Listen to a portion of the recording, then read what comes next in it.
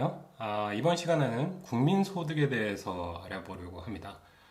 네, 국민소득이라는 것이 이제 국민으로 얘기해가지고 좀 의아해 하실 수도 있는데, 이게 결국은 우리 GDP와 GNP 차이를 얘기를 했었지만, 그게 이제 국민 총생산, 국내 총생산 두 개의 차이였죠. 근데 이제 결국은 국내에 생산된 것도 결국 생산된 거랑 지출된 거랑 소비된 거랑 사후적으로 같아진다. 삼면등가의 법칙. 예, 한 번 더 생각해 보시고, 예, 그런 측면에서 GDP 자체가 국민들의 총 소득일 수 있다. 그런 의미로 이제 국민소득이라는 말을 쓰고 있습니다. 소득이 지출로 쓰이고 생산한 것이 소득으로 전환되고 이런 문제가 이런 이제 현상이 있기 때문인데요. 그럼 이제 이번 시간에 우리가 볼 것은 국민소득이 어떻게 결정되느냐, 국민소득 결정 모형이라고 할 수 있죠. 국민소득 결정 모형이고 어떻게 분배되느냐, 생산 요소로 쓰이는 생산 요소를 우리가 정의한 다음에 뭐 모형으로 얘기하는 거라서 생산 요소들이 상당히 많은 숫자의 생산 요소들이 있을 수 있습니다만은 주로 경제학 모형에서 쓰고 있는 노동과 자본에 의해서 분배되는 과정, 그런 부분들을 한번 살펴보고자 합니다.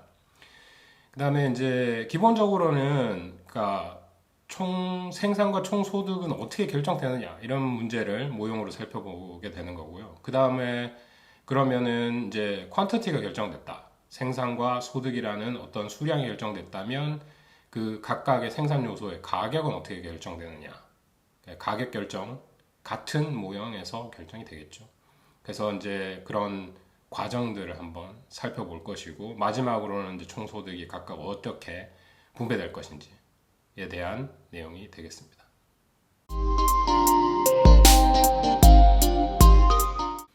기본적으로 총소득의 결정 모형, 국민소득 결정 모형에서 보면 우리가 경제학에서 기본적으로 아니면 가장 중요한 모형 중에 하나로 수요와 공급 모형이 있죠. 이 소득 자체도, 이 소득이라는 생산이라는, 그러니까 생산을 이제 소득이랑 같다고 보고 사후적으로 같다고 보고 우리가 구해내는 것인데요. 그럼 생산량은 어떻게 결정되느냐? 그게 결정되는 거는 수요와 공급에 의해서 결정되겠다. 그러면 그 수요와 공급이 뭐냐? 총수요, 총공급이라고 얘기하죠. 그럼 생산이라는 거는 우리 실물 시장에 생산된 양, 총량, 1년 동안 한 경제 내에서 생산된 모든 가치, 시장 가치 합을 GDP로 계산을 해냈죠. 그런 의미에서 수요, 공급 이게 어떻게 결정되는지를 보려면 실물 시장의 균형이 있습니다. 근데 그 뒷면에는 물론 이제 재화나 용역 시장이 있겠지만 그 뒷면에 거래를 원활하게 해주는, 또는 그 자본이라는 실물 시장의 거래를 또 뒷받침해주는 대부자금 시장이 있을 수 있다. 그러면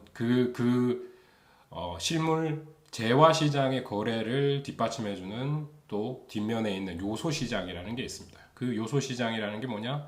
노동 시장, 그 다음에 자본 시장이 있겠죠. 물론 각각의 생산 요소라는 게 아까도 말씀드렸지만 수많은 경우 수많은 요소가 가능합니다. 근데 기본 모형이고, 모형이라는 측면에서 그 수없이 많은 요소들을 노동과 자본, 노동시장, 자본시장 두 가지로 나눠서 구하고 있습니다. 만약에 이제 미시경제학에서 공부를 했다면 생산 요소 시장에 대해서도 깊이 있게 미시경제학에서 다루고 있는데, 그 이론적인 측면은 여기서 바로 가지고 왔다고 생각하시면 됩니다. 그 다음에 이제 수없이 많은 요소 시장이 있을 텐데 어떻게 요소 시장을, 생산 요소를 두 가지만 나누느냐? 그게 우리가 1변수 함수를 다루다가 2변수 함수를 다루게 되면 2변수 함수의 확장성은 상당히 큽니다. 그게 뭐 수요 곡선을 도출할 때, 소비자 이론을 공부할 때도 그런 부분을 한번 살펴보셨을 것 같은데, 한쪽 내가 바라보고 있는, 내가 관심이 있어 하는 한 상품 이외에는 다른 거를 평준화해서, 노멀라이즈해서, 일반화해서, 평균화해서 다른 생산물, 그 다음에 여기 내가 관심을 가지고 있는 상품, 그래서 수요 곡선을 도출해냅니다. 그런 또 세부적인 내용은 좀 더 모형을 보면서 함수들의 형태를 보면서 살펴보도록 하고요. 그런 측면에서 이제 이번 시간은 좀 수학적이거나 이론적인 측면의 내용을 좀 다루고 있습니다. 그래서 수학적인 테크닉도 좀 필요하고 수학적인 이해도 좀 필요한데요. 그 부분은 또 다른 시간에 또 따로 좀 더 추가적으로 다루도록 하고요. 오늘은 이제 기본적인 모형의 소개를 한번 해보도록 하겠습니다. 그럼 수요 측면과 공급 측면이 있다. 그럼 수요라는 건 뭘까요? 그러니까 소비, 생산물에 대한 소비 그 자체가 수요가 되겠죠. 그러면 이제 기본적으로 수요라는 거는 우리가 국민소득 항등식이라고 하는데 Y 그 뭐 GDP죠. GDP를 나타내는 건데 그걸 또 국민소득이라고 표현할 수 있습니다. 소득, 지출, 생산이 같아지는 측면에서. 그러니까 총 생산은 어떻게 결정되느냐, 어떤 구성으로 나와지느냐, 지출 측면으로 봤을 때 소비와 투자와 정부 지출로 나눠지죠.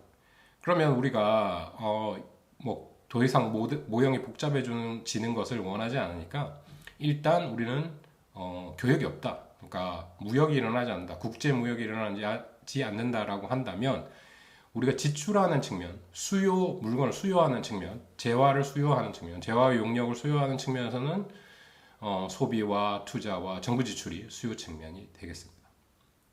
네. 그렇게 이해하시면 되겠고 공급 측면은 그러면 그 Y라는 것 자체, GDP라는 거 어떻게 생산되느냐, 그 큰 가치를 어떻게 생산해내느냐, 생산 요소가 있겠죠. 생산 요소를 또 간략화해서 노동과 자본으로 간략화했다. 그래서 그 요소 시장의 각각의 균형을 통해서 생산이 결정되고 수요, 그 소비와 투자와 정부 지출의 크기를 통해서 수요가 결정되는데 그 수요와 공급이 총수요와 총공급, 그러니까 국가 내에서 뭉쳐진 총수요와 총공급 그게 만나서 균형이 결정된다라는 겁니다. 그 총수요와 총공급이 만나는 거 이제 실물 시장이라고 말씀드렸고 그게 이제 재화 시장이나 용역 시장에서 균형을 만들어낼 거다. 그 다음에 각각의 요소 생산 요소 시장, 노동 시장과 자본 시장의 균형이 공급 측면의 뒷면을 담당하고 있다. 이렇게 이해하시면 되겠습니다. 그 뭐 아까도 말씀드렸지만 생산 요소 두 가지로 크게 나눠 볼 수 있다고 했죠. 자본과 노동이 될 거고요. 자본은 좀 이제 다시 설명을 하자면 생산에 사용되는 도구, 뭐 기계, 장비 이런 것들을 나타냅니다. 자본을 더 일반화해 가지고 뭐 또 좀 더 복잡한 모델로는 토지, 그래서 L을 끼워서 쓰는 경우가 있고요. 그 자본의 캐피탈에 C가 이니셜이지만 독일어로 자본이 K로 시작하기 때문에 또는 K로 쓰고 있습니다. 물론 이 C라는 이니셜이 이제 컨섬션에 원래 먼저 쓰였기 때문에 C를 뺏겨서 K를 쓰는 거고요. 거라고 이제 저는 생각하고 그렇지만 이제 독일어는 K로 시작하니까 K로 쓰고 있습니다. 그 다음에 노동이 되겠는데요. 노동시장, 레이버죠. 레이버 마켓. 노동의 크기, L. 노동자들의 이제 노력, 노동력의 공급, 이거를 레이버로 보시면 되겠습니다. 그 두 가지 생산 요소가 생산을 좌우한다라는 거죠. 그 다음에 이제 그러면 우리가 함수적인 형태로 국민 소득을 나타낼 수 있다. 아니면 생산량을 나타낼 수 있다. GDP를 나타낼 수 있다. 그러면 어떻게 쓸 수 있느냐? 생산량 Y, 총 생산량 Y는 함수 K와 L의 함수다. 자본과 노동의 함수다. 자본량과 노동에 의해서 결정된다라는 겁니다. 그 이후에 다른 것들 여러 가지 다른 기술이라던가 그 테크놀로지라고 하죠. 생산 기술이라든가 아니면 그 땅의 크기라던가 각각의 다른 자원들이 각 경제가 보유하고 있는 자원들이 있겠지만 그런 복잡한 다변수 함수를 가장 확장성 있게 하는 가장 단순 모형으로 확장성이 가능한 모형은 이변수, 그러니까 두 변수, 변수가 두 개인 두 독립 변수를 가진 함수를 표현하는 것으로 가능합니다. 그래서 사후에 우리가 확장을 하겠지만 지금에서는 가장 간단한 모형으로 자본과 노동의 함수로 나타낸다. 그러면 Y, 생산물은 자본과 노동의 함수다. 그래서 F 펑션이라는 뜻에서 F를 썼고요. K와 L을 괄호 안에다가 집어넣습니다. 그래서 이제 이 함수적인 형태를 보여주고 있는데, 이 함수라는 게 이제 뭐 정확한 폼을 우리가 지정한 건 아닙니다. K가 변하면 Y가 변하고 L이 변하면 Y가 변한다라는 것만 알고 있고, 그 다음에 또 직관적으로 우리가 생각하는 게 한 경제에서 자본의 양이 늘어나면 생산량이 늘어나겠죠. 노동의 투입량이 늘어나면 생산량이 증가할 겁니다. 이게 어디서 왔느냐? 이거 미시경제학에서 이제 생산자 이론을 할 때 뭐 비슷한 요거와 똑같은 함수를 사용하고 있습니다.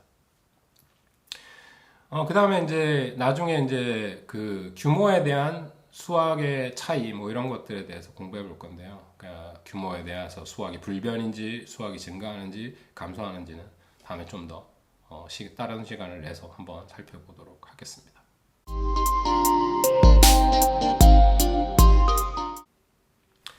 그래서 이제 이 모형에 대한 여러 가지 가정들이 있는데요.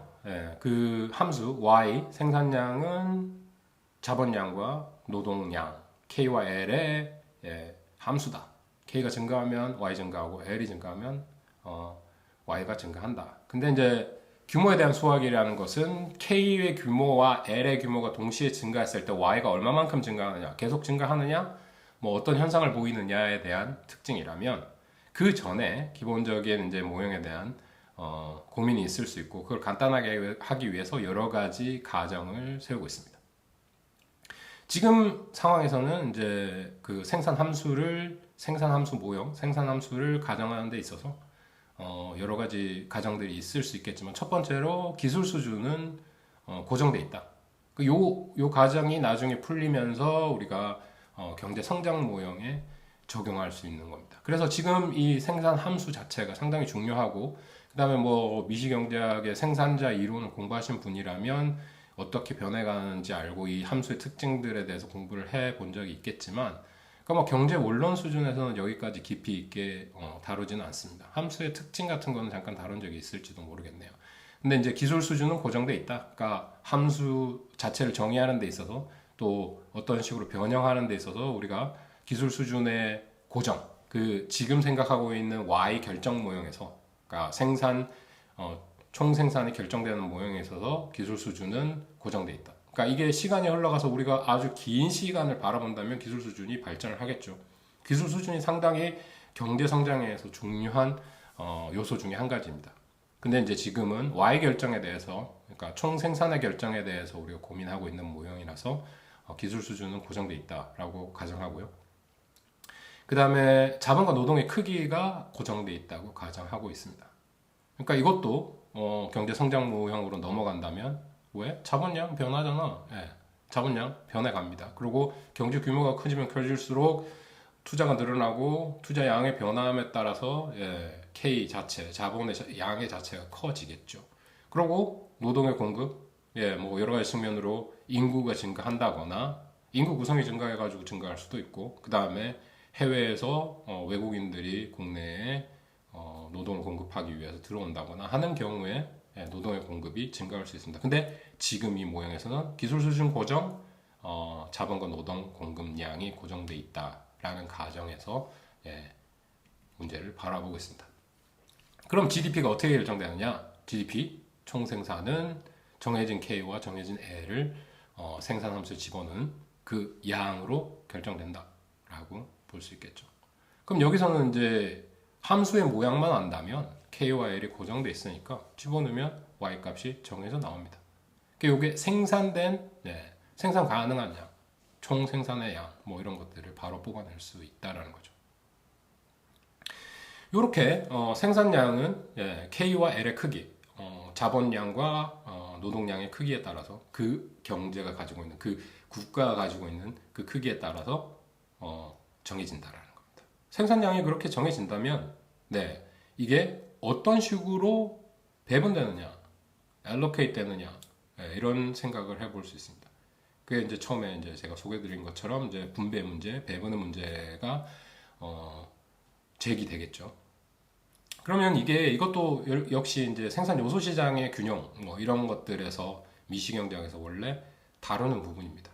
그 이론을 그대로 가지고 왔고요. 그거를 이제 각 세별적인 아니 개별적인 요소 시장에서 보던 것을 우리가 지금 총 국가 경제에서 바라보는 거기 때문에 aggregate level이라고 하죠. 합쳐진 통합된 그런 수준에서 바라보는 것밖에 차이가 없습니다. 그래서 결국은 똑같은 모형이고요. 후에 이제 또 공부하시면 다음에 또 미시경제학을 한다거나 아니면 생산자 이론을 따로 공부하실 때도 아주 많은 도움이 될 겁니다. 그럼 이렇게 생산된 것들은 어떤 방식으로 분배되느냐? 시장 균형에 다다른 경우에 어떤 방식으로 분배되느냐에 대한 것이죠. 그럼 그 다른 방식으로 다른 어떤 관점으로 바라본다면 무슨 의미냐? 생산 요소 시장의 균형은 어떻게 결정되느냐라고 바라볼 수 있습니다. 그럼 다시 말해서 생산 요소 시장의 하나인 노동 시장의 균형은 어떻게 결정되느냐? 노동 시장이 뭡니까? 제가 노동을 공급하고 기업이 노동을 수요합니다. 그래서 제 노동을 공급하면 나한테 임금을 얼마나 줄 거냐? 기본적으로 시장의 이론이라는 것은 공급량과 가격이 균형으로 결정되는 것이죠. 거기에는 어떤 논리가 숨어져 있느냐, 어떤 방식으로 가격과 수량, 균형 가격과 균형 수량이 결정되느냐라는 거죠. 그러면 얼마만큼의 노동이 생산에 들어갈 것이며 얼마만큼의 임금을 받을 것이냐라는 겁니다. 그러면 그거를 또 똑같은 논리로 자본시장에 적용할 수 있겠죠. 얼마나 많은 자본량이 우리 총 국가에서 쓰여질 것이며 거기에 자본시장에 대한 자본에 대한 가격은 얼마로 균형이 결정될 것이냐. 그게 결정된다면 자본을 공급한 사람은 거기에 대해서 수익을 얻게 될 것이고 노동을 공급한 사람은 임금을 가지게 될 것입니다. 그래서 임금은 노동의 가격이라고 볼 수 있고 그 다음에 그 수익이라고 할 수 있죠. 자본에 대한 가격. 그거를 rental rate이라고 합니다. 그러니까 real interest rate이라고 나중에는 또 해석하기도 하는데 임대료라고 해석하면 될 것 같아요. 그러니까 기계를 빌려주고 수익을 얻는 거, 그 다음에 땅을 빌려주고 수익을 얻는 거, 그거 다 임대료라고 하죠. 그렇게 이제 제공을 하고 자본을 제공을 하고 거기에 따른 수입을 얻는 겁니다. 그게 이제 자본재의 가격이라고 볼 수 있겠죠. 그런 식의 이제 어떤 식으로 이제 균형을 가져올 것인가, 그러니까 분배하는 가격, 분배에서 결정되는 어떤 식으로 분배될 것인가를 결정하는 것이 되겠습니다. 여기서 각각의 이제 또 노테이션, 기호들을 한번 소개해 보도록 하죠. 임금입니다. 임금은 GDP 할 때도 딱 이 개념을 배웠죠. 명목 GDP, 실질 GDP를 배웠는데 기본적인 가격 수준에 있어서 우리나라 전체적인 명목 임금에 대해서 W가 명목 임금입니다. 근데 이건 변하겠죠. 가격 수준에 따라서. 그래서 명목 임금은 W, 웨이지에서 왔습니다. 그러니까 웨이지를 P로 나누면 실질 임금이 됩니다. W 나누기 P는 실질 임금이 되죠. 그리고 R은 명목 임대료고 R 나누기 P 하면 실질 임대료가 되겠습니다. P가 이제 기본적인 평균 물가라고 생각하시면 되고 생산물의 가격이라고 생각하시면 됩니다. 지금 이렇게 다 총체적으로 생각하고 있는 거기 때문에 여러 가지 다양한 시장을 하나로 뭉쳐서 평균적인 가격 P, 물가 수준이라고 이해하시면 되고 W는 그냥 우리가 물가 수준을 반영하지 않은 명목 임금, R은 물가 수준을 반영하지 않은 명목 임대료로 이해하시면 되겠습니다. 그래서 W, R, P 그 다음에 각각 W 나누기 W 나누기 P, R 나누기 P 하면 실질과 명목의 변수 차이가 되겠네요. 자, 이제까지 이제 각각의 이 모형에서 필요한 기호에 대해서, 변수에 대해서 우리가 한번 정의를 해봤습니다. 이제 그 변수가 정의됐다면 실질적으로 우리가 가지고 있는 의문, 생산량은 어떻게 결정되고 생산량은 생산 함수에 의해서 결정된다고 배웠으니까 그 다음 부분 각각 어떻게 생산된 양을 배분할 거냐라는 얘기가 되겠죠. 그러면 그 배분을 어떤 식으로 하느냐?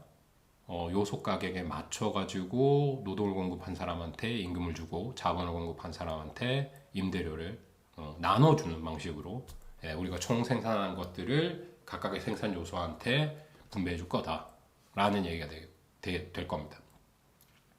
그러면 이제 다른 방식으로, 다른 측면으로 해석을 해본다면 어떻게 배분할 거냐라는 얘기는 요소 시장의 가격들은 어떻게 결정될 거냐라는 질문으로 대치될 수 있겠죠. 그러니까 요소 가격, 요소 시장의 수요 공급에 의해서 결정될 것이다. 네. GDP 결정할 때 생산량은 생산함수에서 결정되고 생산함수에서 결정된 생산량이 균형 생산량으로 되려면 거기에 대한 수요 부분이 있을 것이다. 그 수요 부분은 소비 수요, 그 다음에 투자 수요, 그 다음에 정부 지출에 대한 수요, 그 지출 총소득에 대한 지출 국민소득에 대한 그 함수와 같이 수요와 공급 부분이 합쳐져 가지고 균형이 결정된다. 그러니까 Y가 결정될 거다. 그 Y가 결정됐다면 얘네들을 어떻게 각각 경제 주체들한테 나눠줄 거냐?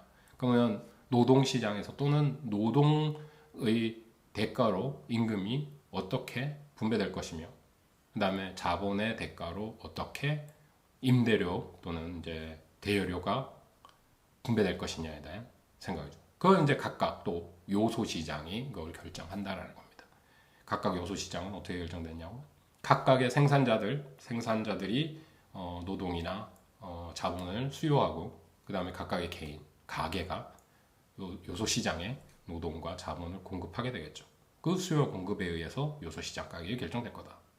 이것도 사실은 미시경제학에서는 생산자 이론에서 생산함수를 정의하고, 그 다음에 재화 용역 시장, 재화 서비스 시장에서 생산물의 가격이 결정될 거고, 그 뒤에 각각의 그 생산자들이 생산 요소를 얼마나 수요할 거냐 하는 개별적인 초점에서 맞췄던 거를 지금 그냥 거시에서 aggregate level로, 총체적인 레벨로 바라보고 있는 겁니다.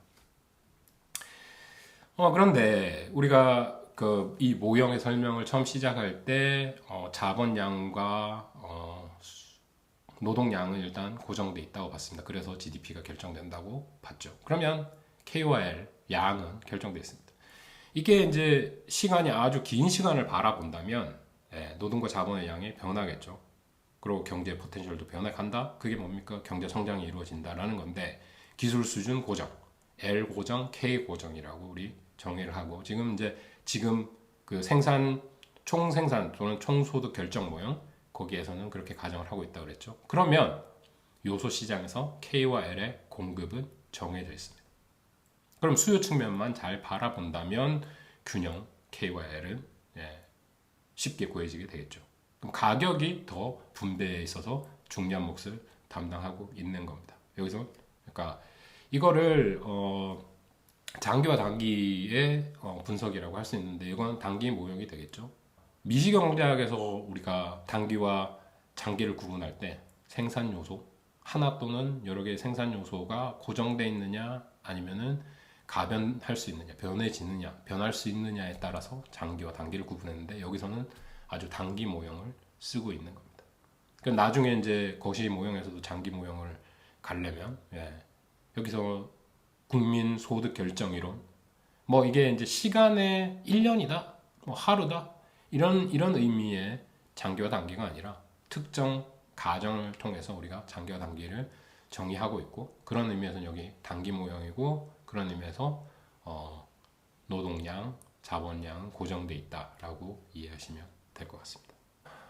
그 다음 이제 노동시장에 대해서 한번 따로 떼어서 생각을 해볼 건데요. 기본적으로 우리가 처음으로 소개를 할 때 시장 조건에 대해서는 우리 완전 경쟁 시장을 바라보고 있습니다. 그리고 지금 거시 모형에 있어서는 특별한 경우가 아니고는 독점 시장을 가정하지 않습니다. 그러니까 완전 경쟁 시장의 특징, 아주 많은 소비자와 아주 많은 공급자가 있기 때문에 개별적인 개개인들이 이 시장의 균형에 영향을 미치지 못하는 것, 그걸 프라이스 테이커라고 하죠. 가격 수용자라고 합니다. 그리고 이제 공급되는 상품이 동일하다. 그럼 노동이라면 노동의 수준이 동일하다. 어떤 이제 한 시장을 놓고 보면 그렇겠죠. 근데 이제 지금 이제 아주 큰 시장을 놓고 보는데도 불구하고 총체된 시장을 보는데도 불구하고 이게 그렇다라고 하는 건 어떤 측면이냐? 평균적인 어떤 노동 시장을 놓고 본다라는 겁니다. 그러니까 한 국가의 노동 시장 하나, 자본 시장 하나, 생산물 시장 하나, 그다음에 대부 시장 하나, 이런 식으로 바라보고 있는 거죠. 그게 이제 그 자본 시장이라고 얘기할 수 있는 것을 이제 대부 시장하고 연관을 져서 설명을 할 거고, 노동 시장은 여기 따로 노동을 통해서 생산량이 결정되니까 노동 시장을 바라볼 겁니다. 그래서 이제 여기서 말하는 노동 시장과 자본 시장은 경쟁적이다. 그래야 시장이 효율적이죠. 그리고 기본적으로는 시장의 구조가 아주 복잡하지만 우리 기본적으로 생각할 때 모형에 있어서는 경쟁적인 것을 완전 경쟁적인 경우를 가정하고 있는데, 그 가정이 아주 제한적이냐? 제가 볼 때는 이제 전체적인 상황으로 봤을 때는 그렇게 제한적이지 않다라고 생각되고요.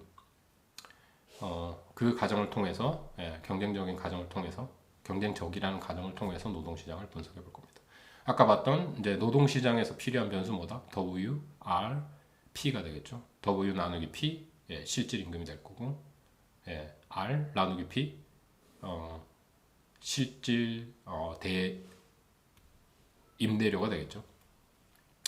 각 기업에 있어서, 그러니까 왜 W하고 R이 동시에 필요하냐? 지금 이제 각각의 기업 또는 일반적인 기업, 평균적인 기업이 의사결정을 할 건데, 그 기업은 L과 K를 동시에 쓸 거 아닙니까? 그래서 이제 노동시장에 대한 수요를 결정하는 데 있어서도 사실은 기업은 이제 두 가지의 요소들을 고려하고 있기 때문에 그렇다라는 거고요. 일단 이제 K와 L은 고정되어 있는 거 한 번 더 리마인드 해주시기 바랍니다. 기업의 노동 수요는 어떻게 될 것이냐? 기업의 특징은 무엇이냐? 노동 수요의 특징. 원래 이제 생산 요소 시장의 균형 조건은 그렇습니다. 생산 요소의 가격. 그럼 여기서 노동 시장이라는 노동의 가격. 임금은 어떻게 결정되느냐? 그 균형 조건이라고 간단하게 말씀드리면, W는 Value of Marginal Product of Labor라고 할 수 있습니다. 그게 무슨 말이냐? 어떤 생산 과정을 통해서 생산을 했다면, 이 생산된 어떤 총 생산량을 어떻게 생산 요소한테 배분할 거냐라는 거죠. 그게 이제 요소 시장의 균형 아니겠습니까? 그러면 이제 그 기본적인 경제학에서 얘기하고 있는 바는, 만약에 제가 1시간을 기업에 가가지고 노동을 공급을 했어요. 그럼 나의 1시간의 노동은 어떻게 평가를 받아서 그 보수를 받을 것이냐 라는 문제가 되겠죠. 그러면 그거를 어떤 식으로 결정이 되냐? 나의 1시간 동안 추가적인 노동의 생산량, 그게 Marginal Product of Labor입니다. 한계 노동 생산량이죠. 1시간 또는 한 단위, 시간이어도 좋고 하루여도 좋고 1초여도 좋고 1분이어도 좋습니다. 그 단위를 어떻게 결정하든지 간에 한 단위를 더 노동 투입을 했을 때 얼마만큼 추가적인 생산량 증가분, 그게 Marginal Product of Labor죠. 한계 노동 생산량. 한계 노동 생산량에다가 내가 만들었던 상품의 가격, 이게 시장에 가서 얼마에 팔리느냐라는 거죠. 그럼 평균적인 가격 P를 곱해주면 됩니다. P 곱하기 NPL, 그게 Value of Marginal Product예요. 그렇죠? 그 시장에 내가 생산한, 추가적으로 내 노동을 투입했을 때 시장의 가치로 나의 생산을 평가한 것, 그게 Value of Marginal Product. 한계 생산물 가치입니다. 한계 노동 생산물 가치죠. 그게 다름 아닌 임금이다라는 겁니다. 그게 이제 명목 임금이 되는 거죠. 이 균형 가격은 최적화 과정을 거쳐서 결정이 되겠지만, 이것도 이제 상당히 깊은 모형에 대한 이해가 필요합니다. 그게 생산자 이론에서는 아주 당연히 생산자 이론의 이제 마지막 부분을 담당하고 있는 부분이죠. 각 개별 기업들은 이윤 극대화를 위해서 노력을 하는데 그 사람들이 필요한 생산 요소들은 노동과 자본이고 그 노동과 자본을 얼마만큼 수요해가지고 생산을 이뤄낼 거냐. 그래서 L과 K의 양을 결정을 하는데 거기에 대해서 자기네들이 비용이 발생하겠죠. 그 비용이 임금이고 임대료다. W이고 R이다. 그러면 그 배경 가운데서 이 모든 시장, 생산 요소 시장에 가가지고 노동도 사오고 자본도 사올 텐데 그게 어떻게 결정되느냐라는 모형에서 나온 겁니다. 거기서 최적화 문제를 제대로 풀게 되면 이런 아까 말씀드렸던 명목소득 W는 Value of Marginal Product of Labor, 한계 생산물 가치, 한계 노동 생산물 가치로 표현된다라는 걸 아시면 바로 문제가 풀리게 됩니다. 그러면 이제 우리가 뭐 미식 경제학을 공부했던 학생들도 있지만 아직까지 또 미식 경제학을 공부하지 않은 분들도 계시니까 조금 더 설명을 하자면 그러면 한계 생산물이라는 게 뭐냐? 뭐 제가 아까 한 단위 노동 한 단위를 더 투입했을 때 얼마만큼의 생산량이 증가했느냐를 마지널 프로덕트라고 했죠. 그게 노동의 한 단위면 마지널 프로덕트 레이버, 한계 노동 생산량이 되겠죠. 생산물, 뭐 생산량 이렇게 생각하시면 됩니다. 그러니까 노동의 한계 생산물은 기업이 노동을 한 단위 더 투입했을 때 생산하는 추가적인 생산물이다. 그러니까 이런 개념을 가지고 계시면 되고, 그게 이렇게 이해가 되시면 뭐 그러니까 자본의 한계 생산물은 뭐 노동에서 자본만 바꾸면 되는 거니까. 그래서 그 한계 생산물에다가 상품의 가격을 곱한 거 가치가 되겠죠. 그 가치, Value of Marginal Product of Labor는 Price of Labor, 그 노동의 가격하고 일치하게 된다. 그렇게 보상받으면 균형 조건이 되고 그 최적화 조건을 만족한다라는 겁니다. 그래서 이제 이런 한계 생산물, Marginal Product of Labor를 잘 이해하면 그 균형 조건들을 아주 잘 이해할 수 있습니다. 그럼 이거를 우리가 한계 생산물이라는 거는 노동의 추가적인 투입량이 생산물로 어떻게 나타나느냐에 대한 얘기죠. 그러면 이게 결국은 생산 함수와도 연관이 있습니다. 그러니까 생산 함수에서 나오는 거죠.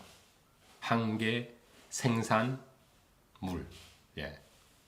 노동의 한계 생산물. 생산 함수 우리 어떻게 정의했습니까? Y, 총소득, 총생산물 equal L과 K의 함수다라는 거죠. 한계 생산물은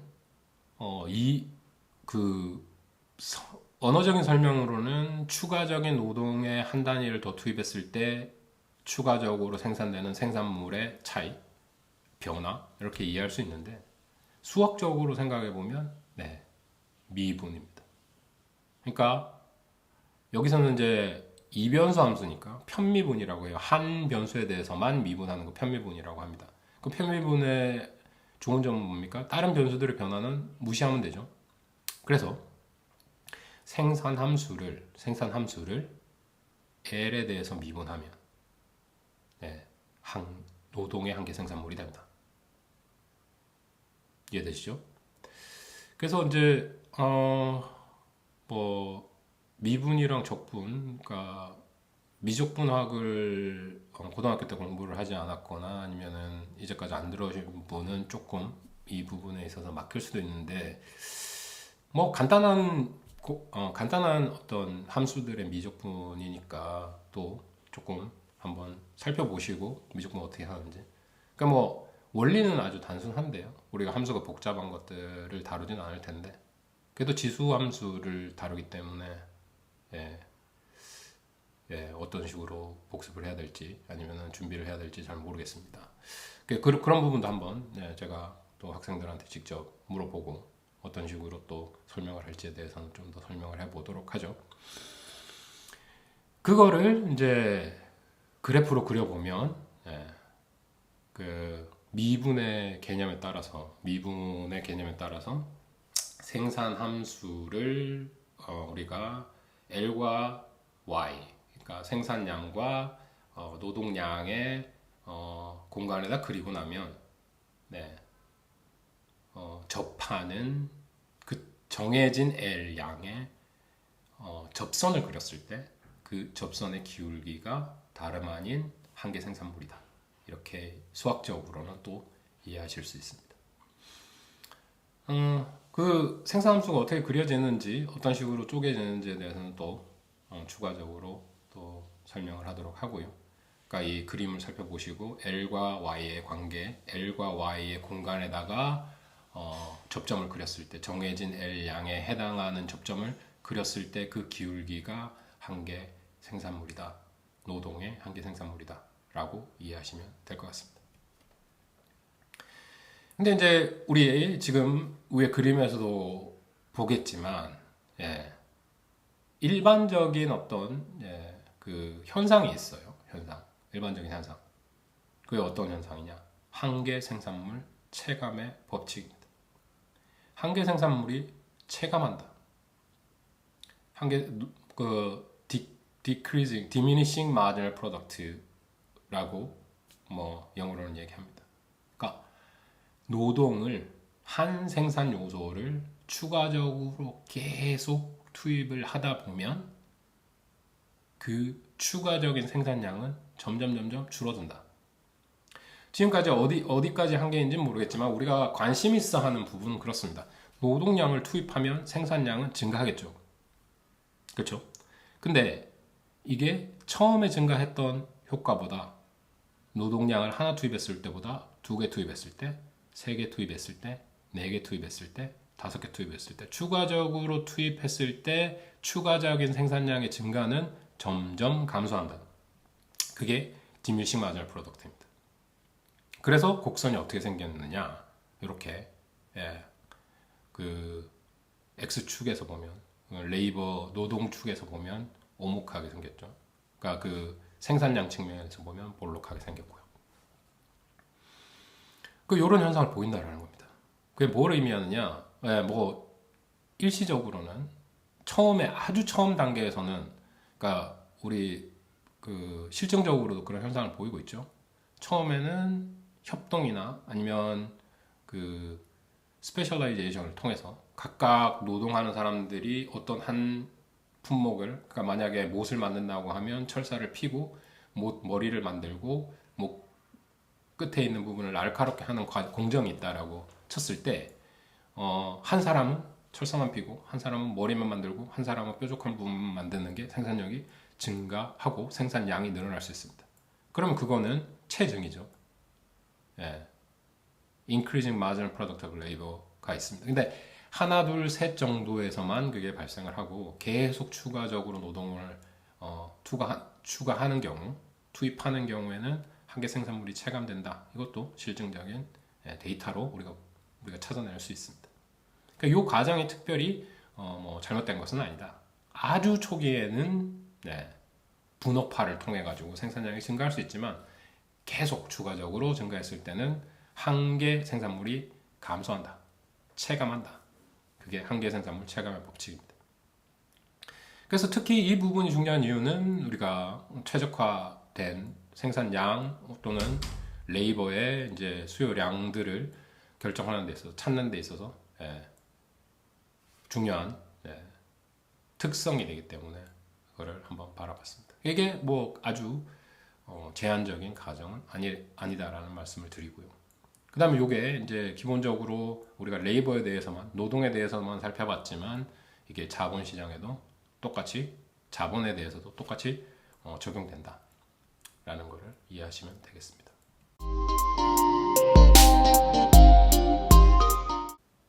자, 이제는 그러면 한계 노동 생산, marginal product of labor와 노동 수요가 어떻게 결정되느냐.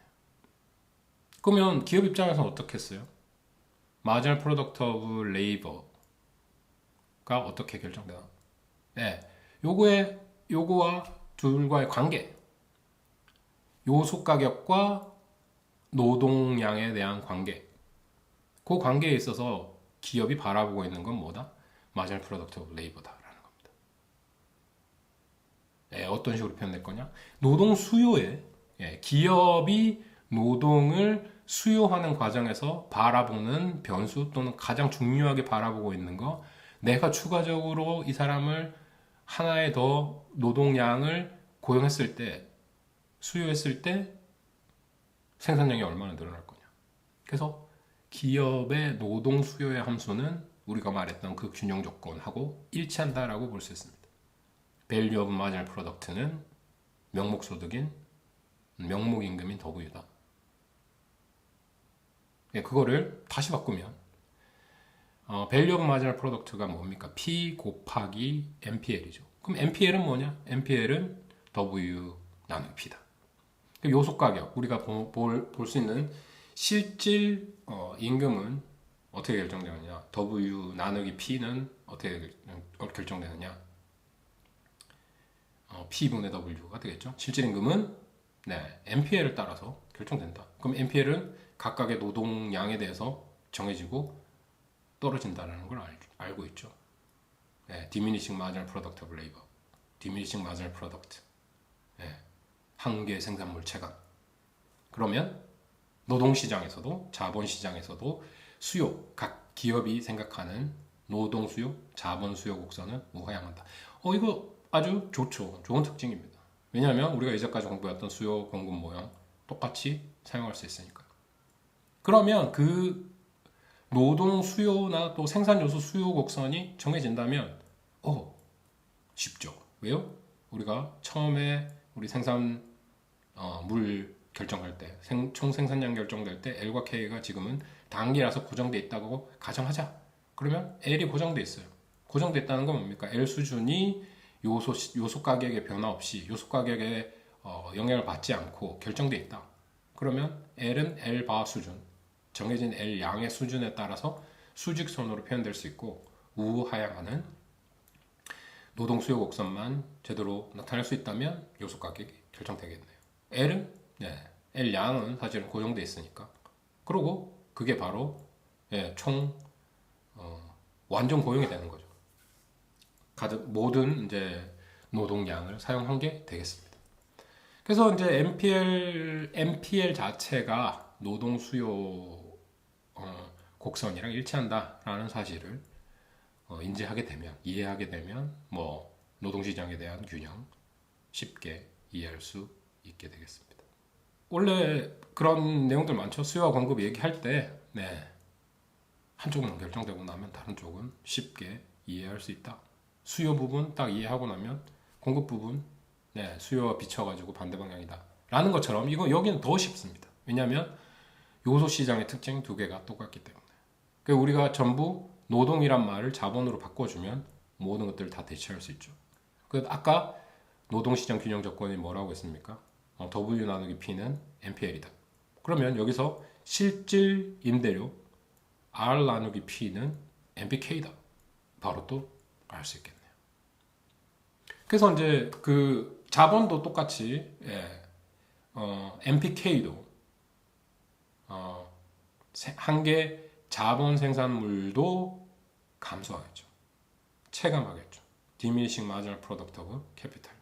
똑같은 조건에 의해서. 그래서 생산 함수에서 우리가 K와 Y에 대한 공간에 생산 함수를 그리거나 L과 Y에 대한 공간에 생산 함수를 그렸을 때 모양은 아주 비슷하다. 값은 그 굴곡은 조금 다를 수도 있지만 비슷하다라고 보시면 되고, 그 모형에 따라서 임대료라든지 실질 임금이라든지 실질 임대료의 결정은 생산 요소 시장의 균형 조건에 의해서 결정된다. 그럼 그려보면 우하향하는 한계 노동 생산, 우하향하는 한계 자본 생산물, 거기다가 LK 고정되어 있으니까, 수직으로 고정되어 있으니까 생산 요소 시장 가격과 생산량이 수요와 공급에 의해서 결정됐다라는 거죠. 그만큼 쓰여진 L과 K, L과 K가 정해지고 나면 생산량도 결정되고 이제 모든 시장의 균형이 한 번에 다 결정이 되게 됩니다. 그러고 아까 너 어떻게 배분될 거냐, 그렇죠? 기본적인 이제 우리가 경제를 고민하는 데 있어서 기본적인 문제가 뭐냐면 어, 기본적인 첫 번째 질문은 이런 겁니다. 우리가 살고 있는데 생산 요소들이 있죠. 뭐 자원이 있습니다. 부전 자원들이 있고 각 국가마다 아니면 경제마다 그게 국가여도 되고 지역사회여도 되고 개인이어도 됩니다. 내가 가지고 있는 생산 요소들을 사용해 가지고 도대체 뭘 생산할 거냐? 예, 얼마나 생산할 거냐? 도대체 무엇을 얼마나 생산할 거냐라는 고민을 첫 번째로 할 수 있습니다. 이거를 계획하느냐 아니면 시장에 맡기느냐라는 문제가 되겠죠. 두 번째 문제는 어떻게 배분할 거냐. 네, 그런 문제가 되겠죠. 생산을 했으면 어떻게 배분할 거냐. 어떻게 배분합니까? 가격과 균형량이 결정되면 그 양만큼 우리가 생산을 할 거고 그 생산 요소 시장에 나눠줄 겁니다. 그러니까 뭐 어떻게 생산할 거냐 문제는 또 따로 있죠. 그러니까 어떻게 생산할 거도 L 얼마, K 얼마를 써가지고 생산할 거냐 그런 문제가 있습니다. 그래서 세 가지 기본적인 이제 경제가 맞닥뜨리는 문제, 무엇을 생산할 거냐, 어떻게 생산할 거냐, 어떻게 배분할 거냐 그 문제를 우리가 지금 거시경제학적인 관점에서 바라보고 있는 겁니다. 생산함수를 통해서 LK 주어진 자원을 통해서 우리가 총 생산을 해낼 거다. 총 생산을 해낼 건데 어떻게 LK를 구성할 거냐에 대한 문제이고요. 그 다음에 이제 문제는 이거를 가격 기업에 어떻게 수익을 나눠줄 거냐라는 문제죠. 그럼 임대료가 결정되고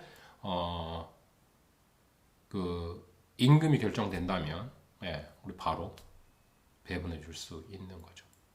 그 균형 조건 우리 생각했었고요. 지금은 이제 아주 간단한 모양이니까 LK가 고정돼 있기 때문에 생산량도 고정돼 있고 그 하에서 MPL과 MPK를 한다면 우리가 적당한 가격들, 균형 가격을 결정해 낼 수 있다. 최적화된 노동의 가격과 자본의 가격을 생각해 낼 수 있다라는 겁니다. 기본적으로 이 이론은 그 학파로 얘기할 수 있는데, 그러니까 이게 신고전학파 이론입니다.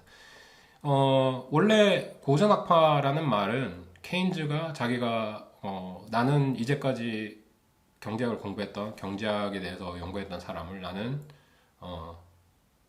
클래식이라고 부르겠다. 그리고 지금부터 나는 이번 클래시컬한 사람들하고 다르다. 그래가지고 케인즈의 이론을 만들기 시작했습니다. 그때부터 이제 케인즈형과 클래시컬 스쿨 뭐 이렇게 양분되게 특히 거시경제학적인 이론은 그렇죠. 지금 얘기했던 거는 아주 전통적인 경제학에서 얘기하는 케인즈 이전의 경제학의 바탕을 둔. 그 다음에 이제 좀 발전해서 신고전학파, 네오클래시컬이라고 하는데 신고전학파 그 원래 고전학파의 뜻을 이은 사람들이 있는 거고 그 다음에 케인즈 다음에 나왔던 사람들 또 아주 새롭게 해석한 사람들을 뉴 케인지언이라고 합니다. 뭐 케인즈와 고전학파의 논쟁들 또 각각의 시각의 차이점들은 아주 많이 나와 있고 앞으로도 좀 뭐 조금씩 제가 소개해 드리도록 하겠습니다. 근데 지금까지 나왔던 이론은 미시경제학적인 기반을 둔 아주 전통적인 경제학적 내용이다 라고 이해하시면 되겠습니다.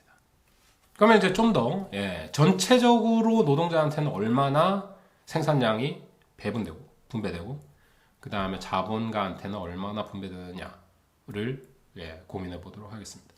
지금 우리가 바라보고 있는 이 경제는 그러니까 삼면 등가의 법칙이 얘기했던 대로 생산을 냈죠. 한 경제에서 생산한 모든 그 소득은 우리 경제에 속한 개별적인 경제 주체들한테 나눠지게 돼 있습니다.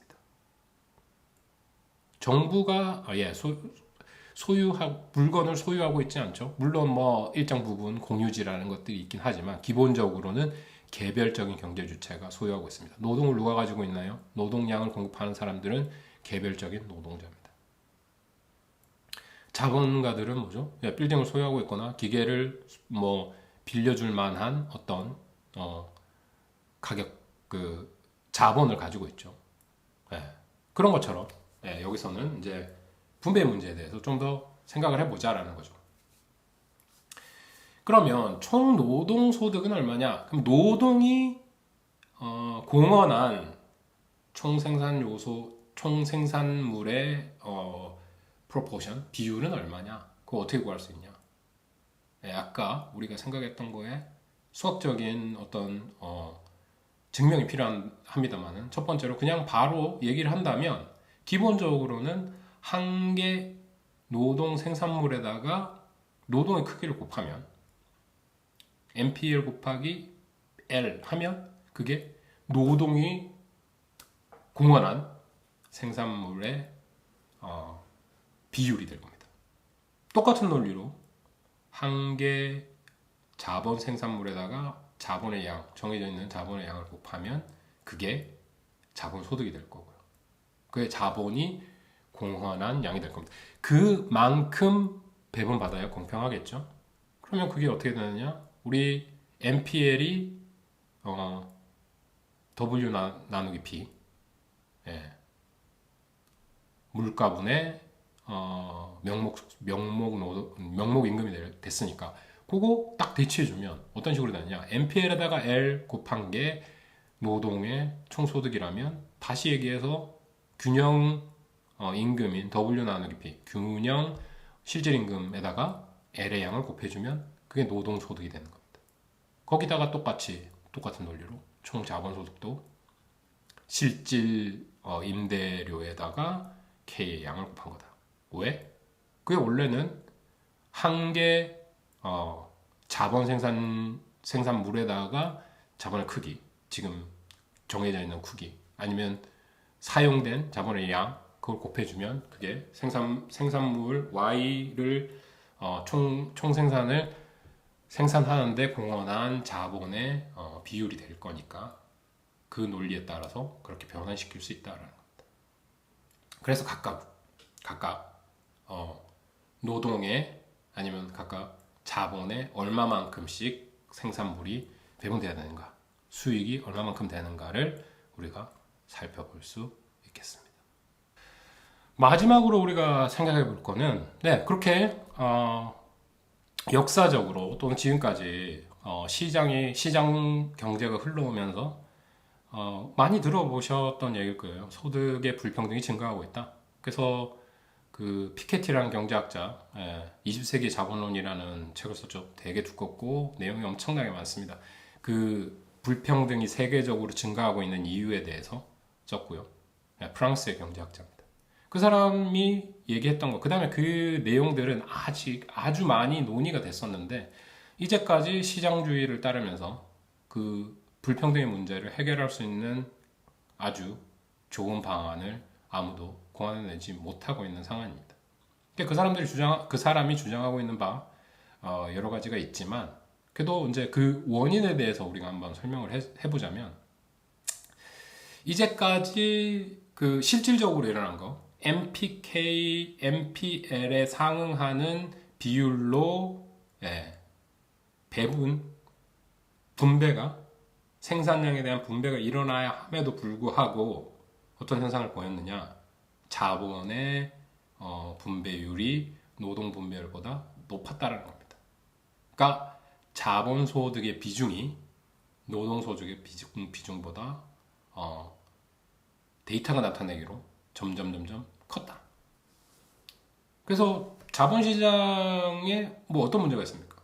내가 기본적으로 아니면 태어날 때부터 소득이 높은 가정에서 태어나서 내 소득 수준이 높다면 자산이 쌓이고 그 자산을 통해서 투자나 자본을 소유하게 되겠죠.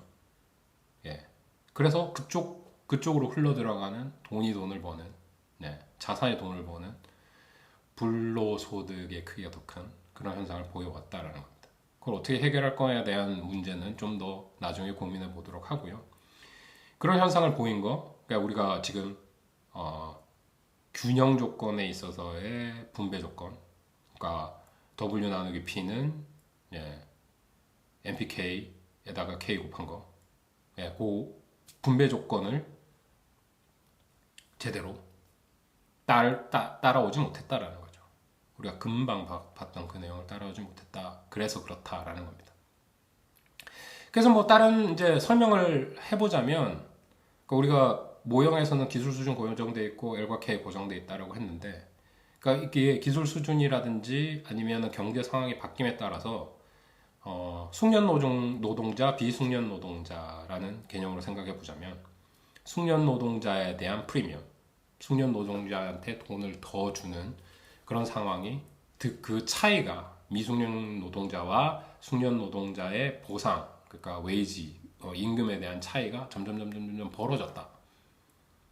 뭐 어떤 측면에서는 아주 교육을 장려하고 사람들이 이제 이렇게 산업이 바뀌어 나가야 된다, 세상이 바뀌어 나가야 된다라는 유인을 주기 때문에 좋은 측면도 있지만, 그게 기본적으로는 부의 불평등의 시작점이 아닌가라고 분석하고 있습니다.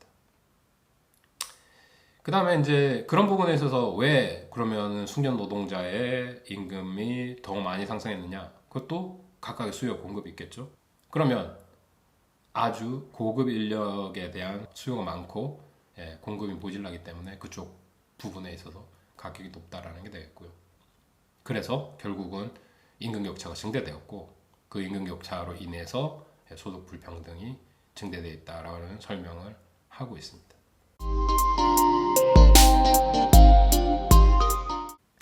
이번 시간에는 기본적으로 국민 소득이 어떻게 모형적으로 결정되는지, 그 다음에 그 모형적으로 결정된 국민 소득에 따라서 그 소득이 노동자와 자본자에 어떻게 배분되는지에 대해서 간략한 모형을 통해서 한번 살펴봤습니다.